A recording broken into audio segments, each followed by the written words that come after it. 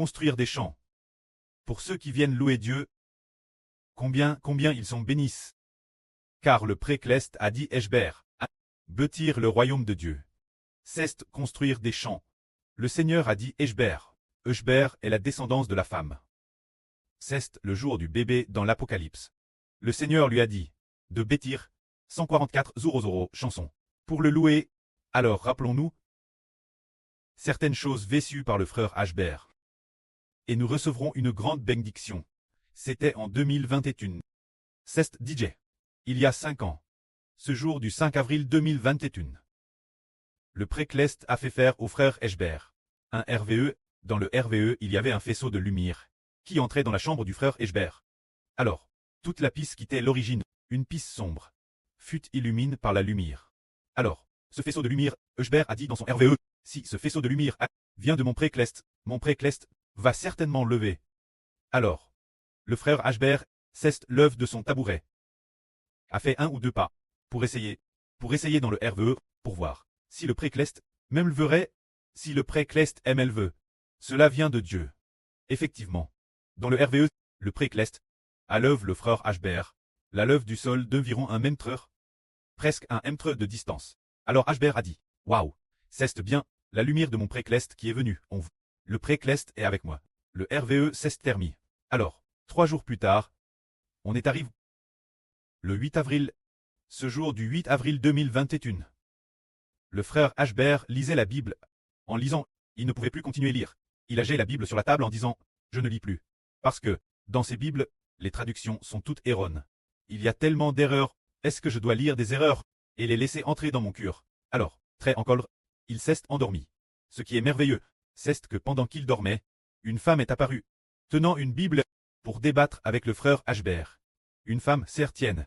C'est très étonnant. Ce jour-là, le frère Ashber lisait la Bible.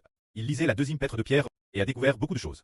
Il ne savait pas ce qu'elle disait, des paroles pleines d'erreurs, spécieuses, sans pouvoir savoir ce qu'elle voulait exprimer. Quelle était l'idée centrale de ces paroles? Le frère Ashber était très en colère. Il ageait la Bible sur la table, et a hâte de lire, puis il a pris, et ensuite, il s'est endormi, sans plus lire. Ce matin, dans son RVE, cette femme, christianisme religieux, une femme est venue avec sa Bible, pour débattre avec le frère Iber. Elle a dit, Iber, l'homme ne peut pas atteindre le royaume des cieux. Pourquoi t'efforcer de le chercher? L'homme ne peut pas l'atteindre. Il faut se contenter de l'humilier. Enfin, l'homme ne peut pas atteindre le royaume des cieux. Le frère Iber lui a dit, pourquoi dis-tu cela? Car mon Seigneur Jésus-Christ a dit, frappez sans cesse, et l'on vous ouvrira. Il a aussi dit, le royaume des cieux est pour ceux qui luttent. Ceux qui s'efforcent de passer par la porte étroite pourront tous obtenir le royaume des cieux. Comment peux-tu dire qu'il ne faut pas chercher le royaume des cieux, et qu'on ne peut pas l'atteindre? Il a donc débattu avec elle. Après le débat, Iber a dit, tu dis que le royaume des cieux ne peut être atteint. Dans la Bible, où se trouve la réponse? Montre-la-moi. Elle la cherche dans sa Bible, mais n'a pas trop de réponse. Sa Bible est très étrange. Notre Bible commence par l'Ancien Testament, puis le Nouveau Testament, mais la mise en page de sa Bible mettait le Nouveau Testament avant l'Ancien. De plus, dans la Bible, il y avait beaucoup d'illustrations. Des illustrations religieuses, des images de Marie, ou bien des images du Seigneur Jésus. On bat toutes sortes de gravures qui se trouvaient dans la Bible. Alors, le frère Iber a senti que cette Bible contenait beaucoup d'erreurs. Sur ce, la femme n'a pas pu l'emporter dans le débat, et le frère Iber, dans la Bible, trouve aucun passage disant qu'on ne peut pas atteindre le royaume des cieux, ou qu'il ne faut pas le chercher. Elle a donc quitté Iber, mais elle appose la Bible devant lui, laissant la Bible. Puis elle est partie. Le RVE s'est alors terminé. Après ce réveil, le frère Iber s'est immédiatement senti en courage, disant « Je veux traduire la Bible ». Il s'est aussi souvenu qu'il y a 3 jours, le précleste avait l'œuvre le frère Iber. Dans un RVE, un faisceau de lumière entrait dans la maison. Il s'est aussi souvenu de ce matin du RVE qu'il venait de faire. La Bible de cette femme était fausse. La Bible religieuse était erronée. Le RVE lui avait dit RVL cette chose. Alors le frère Iber a pris au hasard la Bible dans ses mains, l'a ouverte au hasard, et est tombé sur une ligne de texte.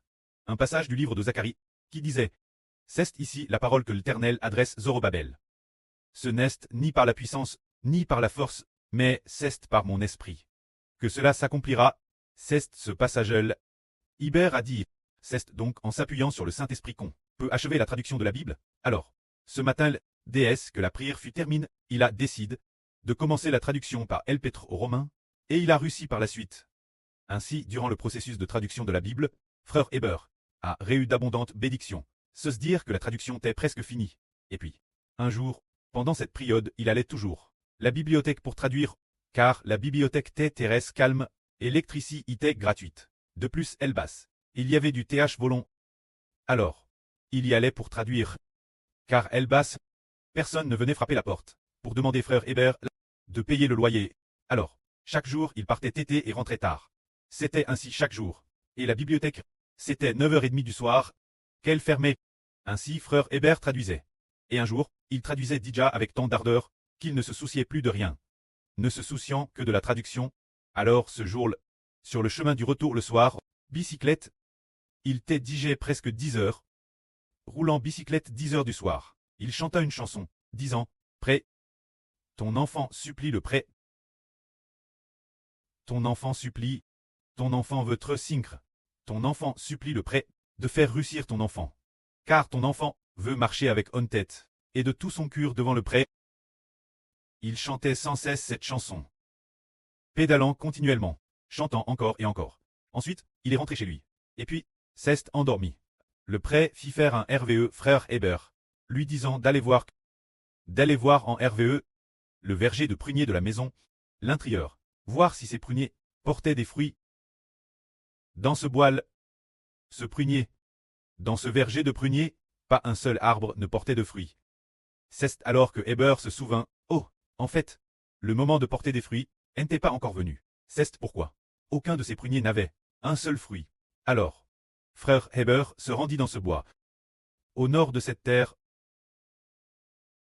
au nord de la terre du nord, et vit un prunier qui portait des fruits. Mrs.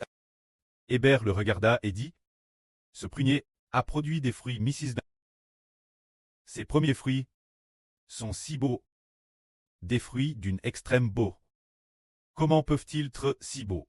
Ah, comment ces prunes peuvent-elles être si belles, alors que les autres arbres ne portent aucun fruit? Pourquoi cet arbre porte-t-il des fruits? Frère Heber se disait en réfléchissant, ce n'est pourtant pas la saison des fruits. Pour que les prunes rissent, la saison des fruits n'est pas encore venue. Pourquoi cet arbre a-t-il produit des premiers fruits, et des fruits d'une si grande beau? Frère Heber était en train de réfléchir cela. Dit, comment cela se fait-il? Ce n'est, madame, pas la saison.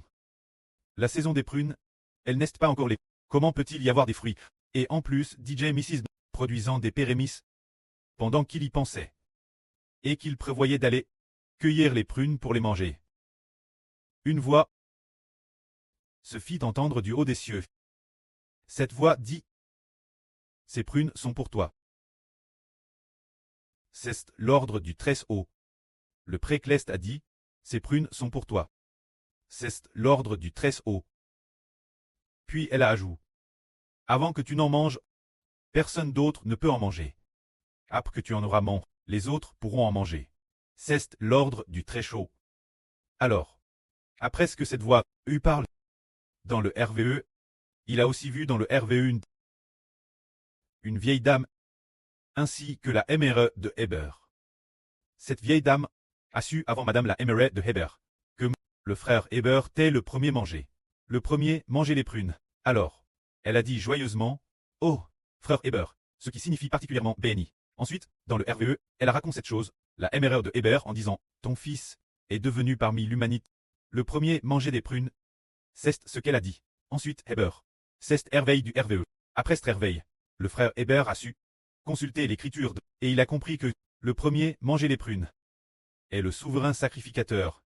Car les Israélites devaient offrir les pérémisses, Dieu, et le souverain sacrificateur, représentant Dieu, devenait le premier manger les fruits.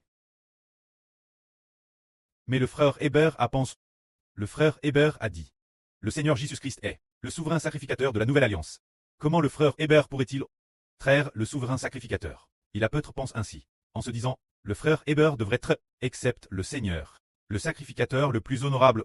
Il a compris cela, mais il ne savait pas que lui était le souverain sacrificateur. Un an passa. Un an plus tard, il a comment prêché la vraie. après avoir prêché laverie. Vers le mois de juin. Un moment donne fin juin. Le pré a dit, le frère Héber est le souverain sacrificateur. Il a aussi dit, le frère Héber est le soleil dans l'Apocalypse.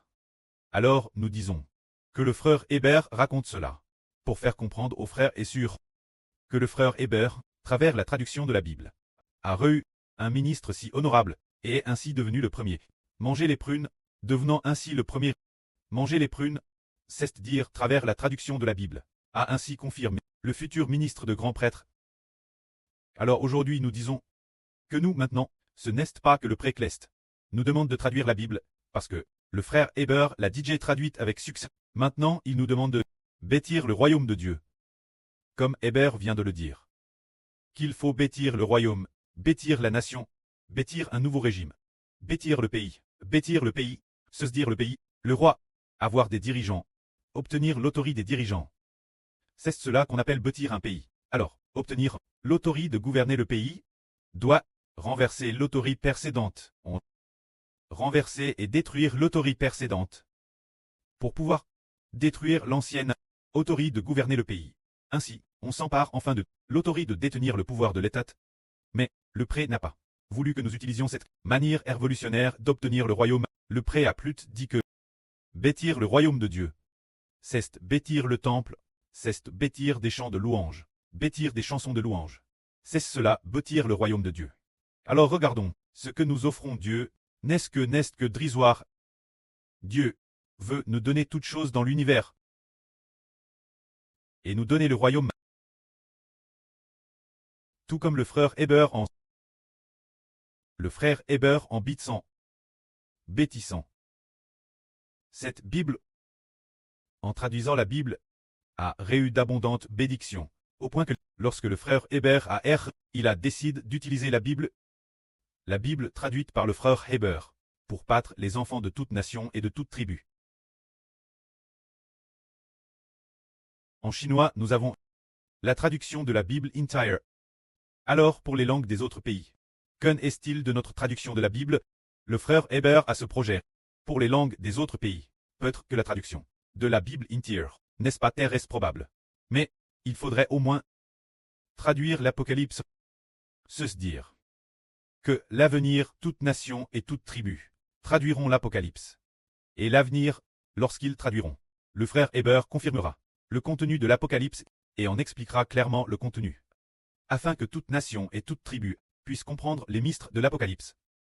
S'il en est ainsi pour la Bible, alors, maintenant que nous établissons le temple de Dieu, il a été décidé de bien le bâtir, car hier, alors que le frère Héber était en train de modifier nouveau les chansons du passe, pendant qu'il les modifiait, il a découvert que le Saint-Esprit disait « C'est bien ». Le Saint-Esprit disait en frère Héber « Merci beaucoup, merci beaucoup, merci.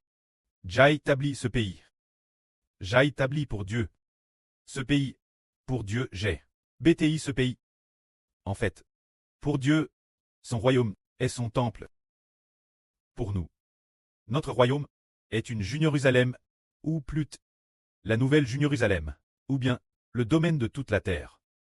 Le domaine de toute la nouvelle terre. Pour le précleste, son royaume est son temple. Nous lui donnons son temple. Bâtissons le temple de Dieu. Donnons le temple Dieu. Et Dieu nous donne le pays. Alors, pour l'ancien Salomon, lorsqu'il a bâti le temple, la superficie du temple TTRS petite, comme une maison assez ordinaire, de cette taille, peu PRS. Si on faisait plus grand, tout au plus, au maximum, 500 m², tout au plus. Ce devait être moins de 500 m², la surface construite du temple, TTRS petite, mais en incluant les environs, y compris ce qui est l'intérieur de la clôture. Cette partie de la clôture, la partie l'intérieur de la cour des prêtres, si on la compte aussi, ce serait au maximum de 500 m², au maximum, peut-être moins de 300 m². Salomon, avec un bâtiment de moins de 300 m², offert Dieu a donné le royaume, Salomon. Et de plus, a fait régner les descendants de Salomon et David, pour toujours. C'était ainsi dans l'Ancien Testament. Alors, nous bâtissons le temple de Dieu. Maintenant, ce que nous bâtissons, c'est avec des chants. 144 000 chants. Offert Dieu. Dieu nous donnera alors toutes choses dans l'univers. On voit que nous devons vraiment utiliser toute notre vie pour bâtir le temple. Que la gloire soit auprès et au Seigneur. Amen.